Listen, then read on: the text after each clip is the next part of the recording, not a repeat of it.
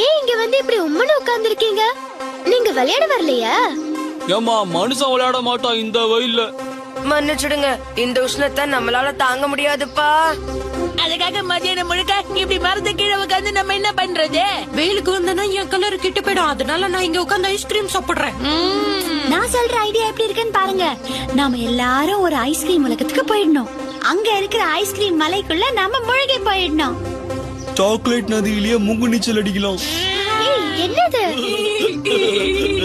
சரி சரி, கனவு கண்டது போதும். அப்படி ஒரு உலகம் எங்கேயும் கிடையாது. அப்படி ஒரு உலகம் இருக்கு. ஹை, இந்த கிளியால பேசக்கூட முடியும் போல இருக்கே. ஆமா, நீங்க எல்லாரும் போகணும்னு ஆசைப்படுறீங்களே, அப்படி ஒரு இடம் இருக்கு. நீங்க ஆசைப்பட்டது எல்லாம் அங்க உங்களுக்கு கிடைக்கும். என்னடா இது?